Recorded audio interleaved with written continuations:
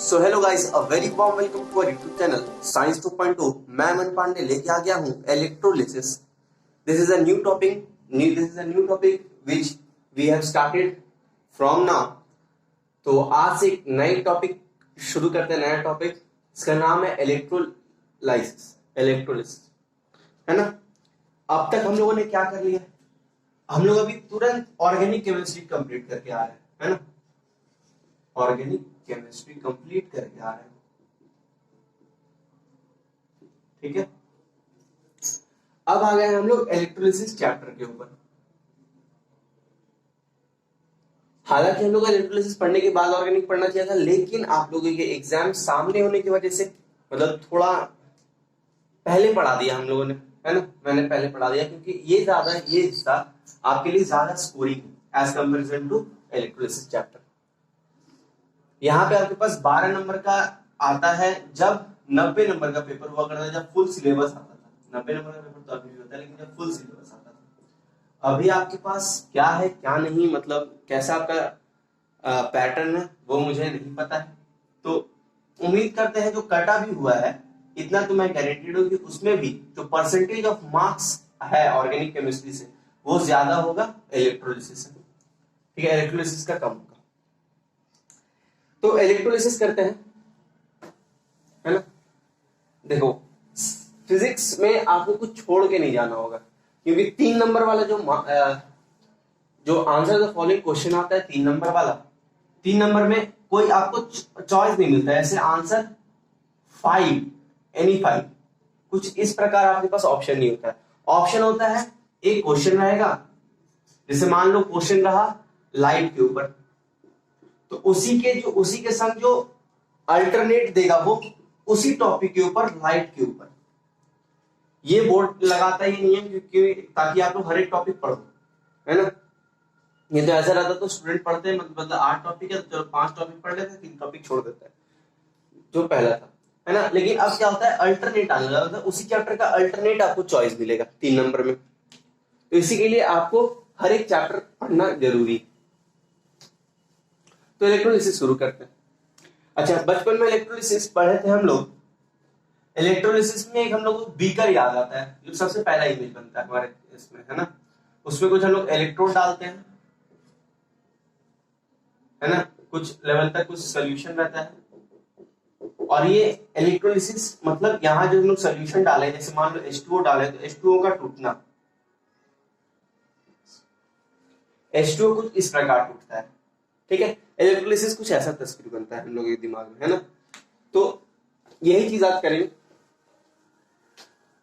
बहुत ही छोटा चैप्टर है इलेक्ट्रोलिसिस। तो सबसे पहले लिखते हैं, सबसे पहले क्वेश्चन तो भैया आएगा आपसे, व्हाट इज इलेक्ट्रोलिसिस। क्वेश्चन लिखिए, what is electrolysis. What is electrolysis. Answer, due to passage of electricity through an electrolytic solution, through an electrolytic solution, decomposition of electrolyte take place, है ना। New substance are produced, new substances are produced. This phenomena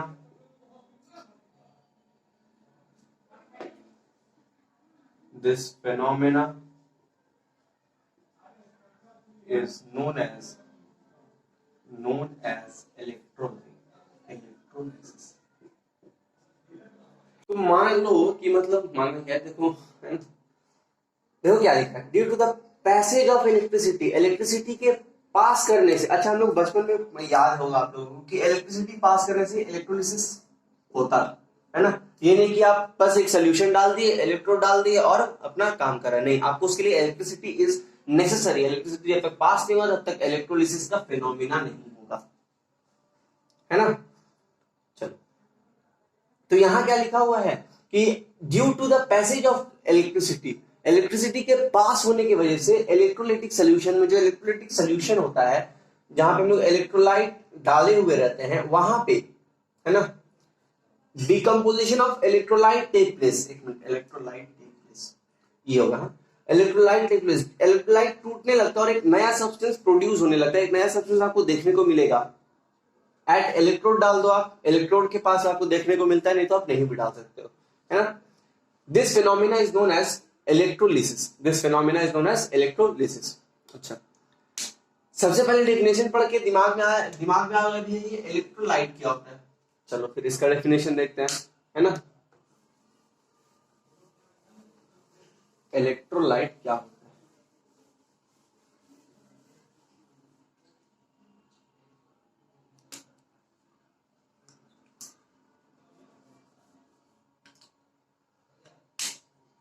electrolyte, है ना। Answer लिखते हैं,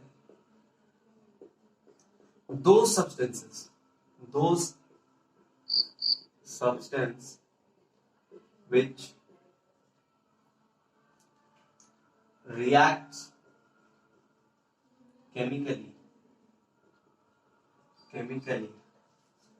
when electricity is passed in molten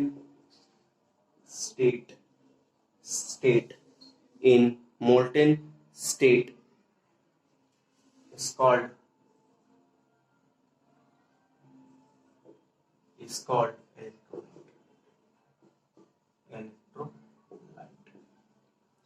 example लिख लो, NaCl, KOH, NaOH,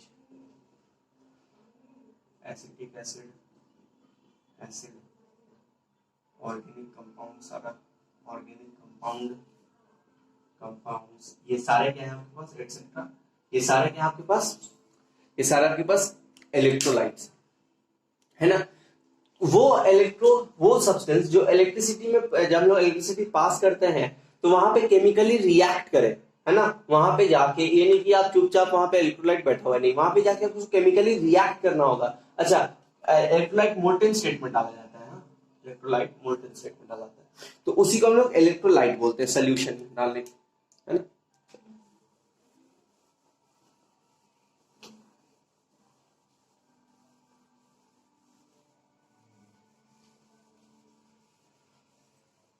अच्छा, कुछ जान लो, वोल्टामीटर क्या होता है। जो वेसल में, ठीक है, मान लो ये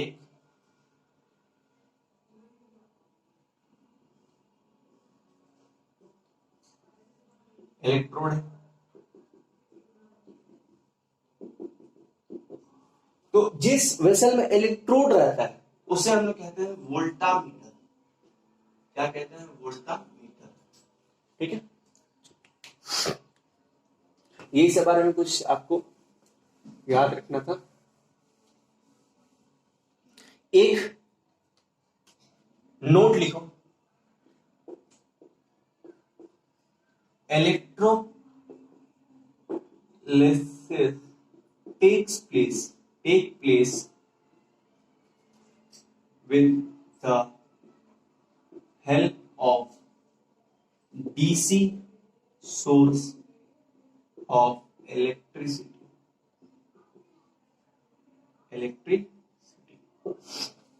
डीसी सोर्स यानी आपको यहां से तो इतना आपने करंट पढ़ ही लिया होगा कि समझ लो डायरेक्ट करंट कहते हैं, डायरेक्ट करंट।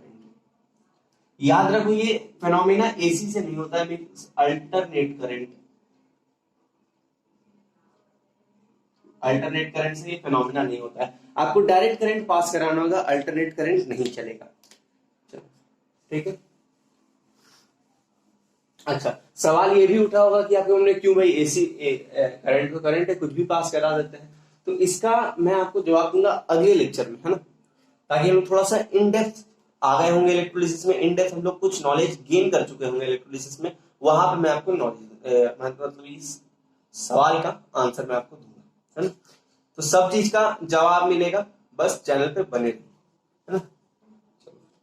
अब हम लोग कुछ जानकारी लेते हैं वीक इलेक्ट्रोलाइट और स्ट्रॉन्ग इलेक्ट्रोलाइट में। देखो इलेक्ट्रोलाइट के दो हिस्से लेते हैं पहले, है ना, थोड़ा बेसिक से चलेंगे ताकि सबको समझ में आए। एक होता है strong electrolyte, strong electrolyte, electrolyte, एक होता है weak electrolyte,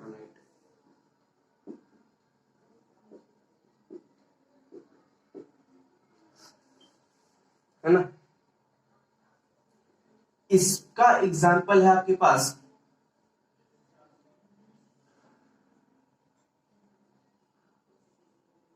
NaCl, KOH, NaOH, है ना, HCl, H2SO4, ठीक है।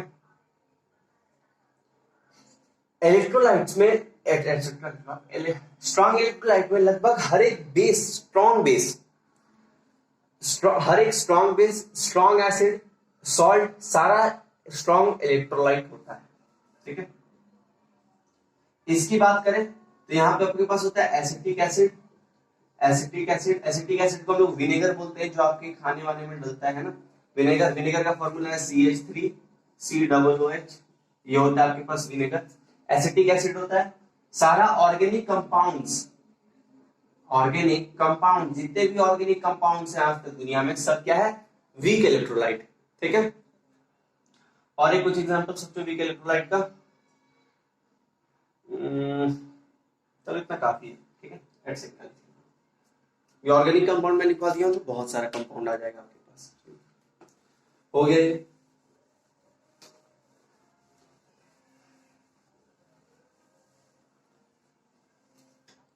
अब आता है आपके पास टॉपिक, जो अब यहां से हम लोग मेन इलेक्ट्रोलिसिस शुरू कर रहे हैं। अब तक आपको एक मतलब ओवरव्यू मिल रहा था क्या होता है इलेक्ट्रोलिसिस, क्या क्या क्या होता है। अब जो आपके पास मेन मेन सवाल आ सकता है, ठीक है, लिखते हैं। Electrolysis, electrolysis of acidified water, of acidified water with platinum electrode,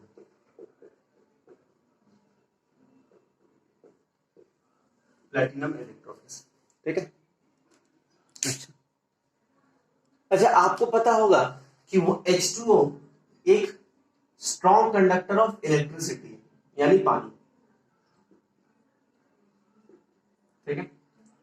लेकिन अगर इसका लोग प्योर फॉर्म लेते हैं ना, प्योर फॉर्म ऑफ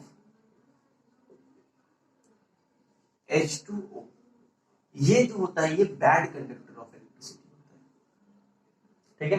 क्या होता है, बैड कंडक्टर ऑफ इलेक्ट्रिसिटी होता है, बैड।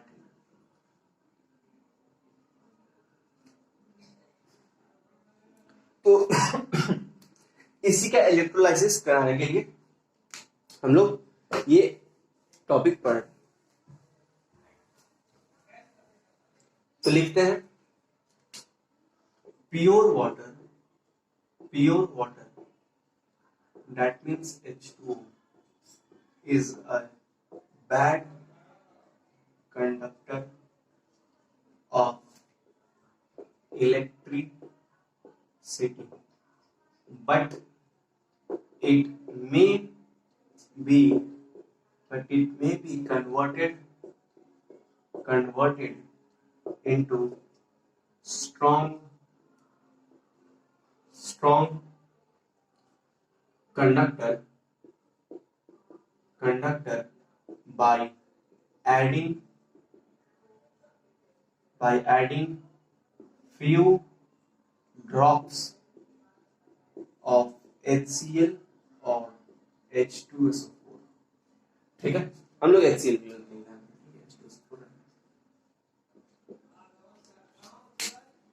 सीधा साधा जो मैंने बात कही वही यहाँ पे लिखा हुआ है। क्या मैंने बोला कि भैया प्योर वाटर जो है वो होता है बैड कंडक्टर ऑफ इलेक्ट्रिसिटी। अगर उसे हम लोगों को स्ट्रांग में लाना है, मतलब है ना, उसको एक मतलब स्ट्रांग कंडक्टर बना देना है इलेक्ट्रिसिटी का, तो हम लोग क्या करना होगा, फ्यू ड्रॉप्स, कुछ ड्रॉप, या तो आप एसिड डाल लो या तो आप बेस डाल लो, यानी आपको एक स्ट्रांग इलेक्ट्रोलाइट डालना होगा उसमें। ठीक है, जब आप चाहते हो कि भाई मैं जाके H2O का, प्योर वाटर का इलेक्ट्रोलिसिस कराऊं, है ना, उसके लिए क्या करना होगा आपको, कुछ ड्रॉप्स या फिर स्ट्रॉन्ग इलेक्ट्रोलाइट, कोई सा भी स्ट्रॉन्ग इलेक्ट्रोलाइट आप डाल सकते हो, है ना, लगभग कोई सा, मतलब उतना भी आप दिल पे मत लेना, ये स्टेटमेंट है ना। तो HCl है आपके पास, स्ट्रॉन्ग एसिड, स्ट्रॉन्ग बेसिस आप डाल सकते हो, है ना। स्ट्रॉन्ग एसिड जैसे HCl H2SO4 डाल सकते हो। आपको आपके बुक में कॉमनली एग्जांपल दो ठो मिलेगा, या तो HCl वाला होगा या तो फिर H2SO4 वाला होगा। ठीक है, तो घबराने वाली बात नहीं है, जैसा HCl है वैसे ही H2SO4 भी आपके संग आपके पास होगा। तो आपको क्या करना होगा, कुछ ड्रॉप्स HCl का आपको ऐड करेंगे, है ना। आप भेजिए जाओ HCl लिख देना, HCl हो जाएगा, है ना। अगले लेक्चर में देखेंगे, मन किया तो H2SO4 भी करा देंगे, लेकिन जैसा HCl है ना वैसा H2SO4 आप अपने बुक में देख सकते हो, है ना। आपसे अगर क्वेश्चन पूछेगा अभी बोर्ड में, तो इस तरह नहीं पूछेगा अभी इलेक्ट्रोलिसिस कराओ वाटर का HCl के संग, है ना, या फिर H2SO4, एक स्पेसिफिक कुछ नहीं बोलेगा आपको, है ना। इतना तो बोर्ड वाला बेदर्द नहीं होता है ना। आपसे डायरेक्ट बोलेगा कोई भी, किसी से भी आप एक इलेक्ट्रोलिसिस करा, ठीक है। अच्छा, यहां पे जो बोल्ड वाला हिस्सा है ना, वो एक नंबर पे ये अधिकतर स्कूल्स या फिर बोर्ड में आ सकता है कि भैया कौन सा इलेक्ट्रोड इस एक्सपेरिमेंट में यूज होता है। तो इस एक्सपेरिमेंट में प्लैटिनम इलेक्ट्रोड यूज होता है। ठीक है, इलेक्ट्रोड का नाम क्या है, प्लैटिनम इलेक्ट्रोड। ठीक है, अच्छा, during electrolysis H plus ion move towards cathode while OH minus and Cl minus move towards anode,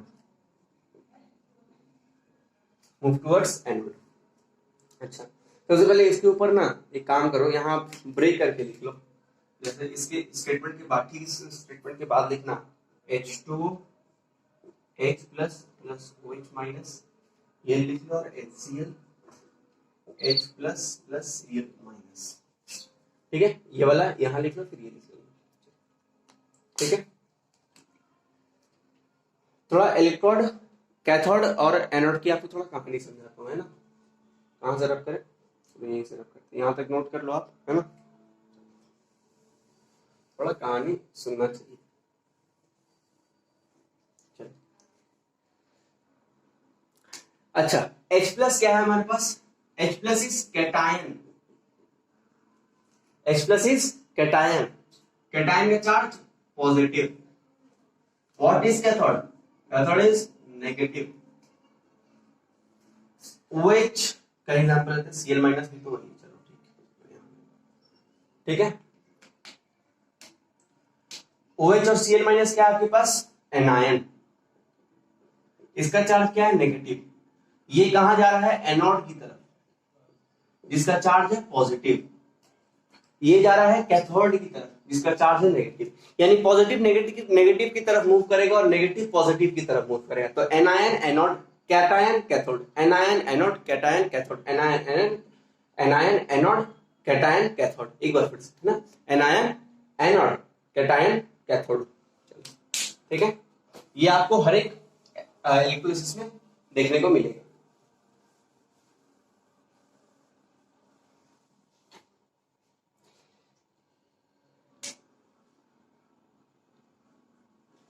हम लोगों ने क्या लिखा है, H प्लस जो है वो मूव करता है कैथोड की तरफ, ठीक है।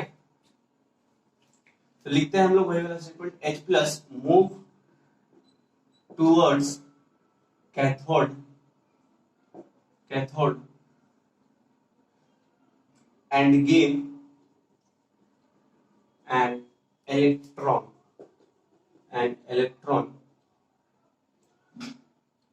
ये लिखो फिर आप, but H free atom, but freely H atom can't exist freely, but H atom can't exist freely, so it immediately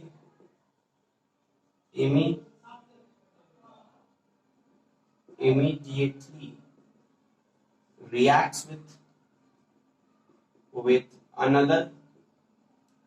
other H atom to form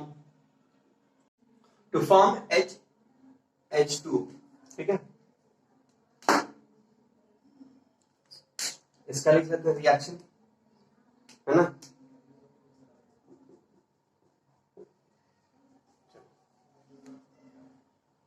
तो ये हो गया कैथोड में रिएक्शन का बात, है ना, की बात, है ना। अब बात करते हैं जो एनोड में जो रिएक्शन आप देखें, मतलब ये होता है, देखने को आपको मिलेगा।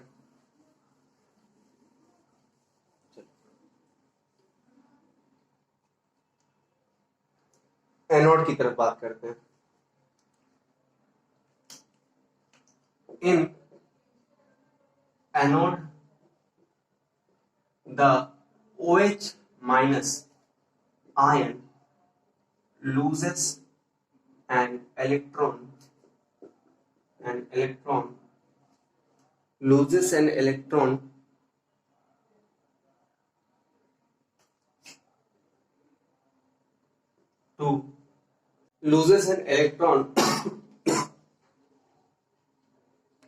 in anode. OH minus ion loses the electron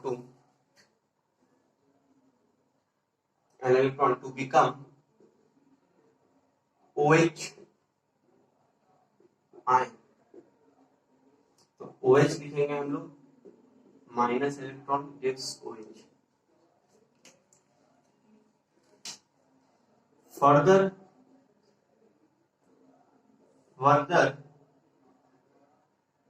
the OH radical reacts with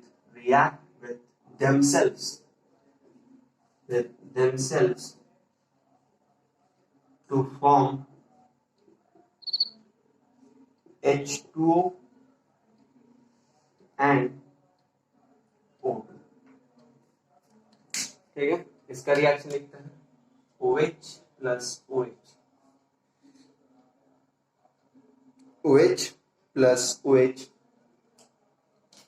plus OH plus OH, यहाँ देगा आपके पास H2 plus O2, ठीक है। यहाँ देगा आपके पास H2O और O2, यहाँ 2H2 देगा। सो कंबाइन करके लिख दो 4OH gives 2H2O plus O2, ठीक है। देख लो भाई, सीधा साधा रिएक्शन है। दो हम लोगों को यहाँ पे 2 मॉलिक्यूल ऑफ वाटर बनाना था और एक ऑक्सीजन निकालना था, एक 2 एटम ऑक्सीजन के, ठीक है। तो इसके लिए लोगों को 4 OH की जरूरत पड़ेगी। ये रिएक्शन बैलेंस्ड है, ठीक है। ये लिखने के बाद आप नीचे लिखोगे ना, मैं आंसर आपको इतना ब्यूटीफुल कर दे रहा हूं ना कि अगर एग्जामिनर के सामने आप लिखो तो एग्जामिनर एक आंसर में आपको 90 नंबर बैठा रहे, है ना, ठीक है। अच्छा जो था, अगला क्या लिखना है हम लोग को, मैंने सोचा था overall reactions, the overall reaction. तो ओवरऑल रिएक्शन क्या है, रिएक्शन अच्छा, आपको यहाँ पे मैं पूछूं कि भैया ओवरऑल रिएक्शन आपको देखने के लिए क्या मिला, तो आप क्या बोलोगे? आप दो तरह के रिएक्शंस देखे आपने,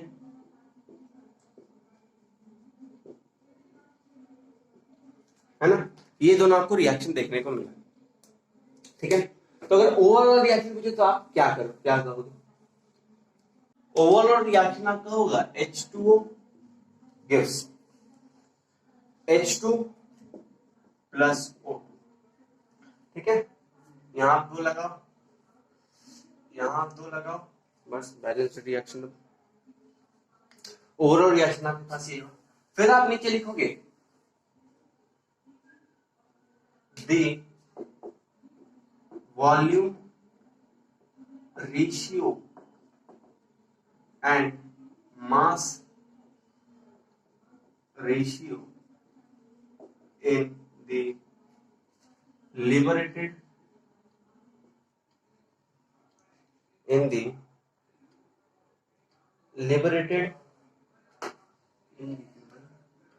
of liberated hydrogen and oxygen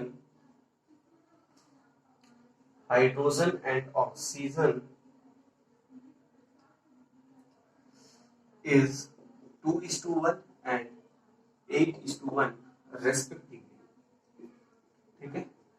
जो वॉल्यूम और मास का रेशियो मिलता है वो आपको 2:1 मिलता है और 8:1 मिलता है। अच्छा, रेस्पेक्टिवली मतलब लाइन बाय लाइन वाइज, है ना, वॉल्यूम का ये, मास का ये, ठीक है। तो इसी के साथ इलेक्ट्रोलिसिस ऑफ एसिडिफाइड वाटर आपका खत्म होता है ना, ठीक है। तो आज का जो लेक्चर है वो यही एंड करते हैं। अगले लेक्चर में जब मिलेंगे तो हम लोग 3 चीज पढ़ेंगे और इलेक्ट्रोलिसिस को भी अलविदा बोलेंगे। क्या बोलेंगे? अलविदा, है ना, बाय बाय इलेक्ट्रोलिसिस चैप्टर। उसके बाद हम लोग करेंगे अपना मेटलर्जी और एटॉमिक मेटलर्जी। एक लेक्चर में आपका हो जाएगा, है ना, मतलब करीब में, है ना, सब चीज आपके पास कंप्लीटेड मिलेगा।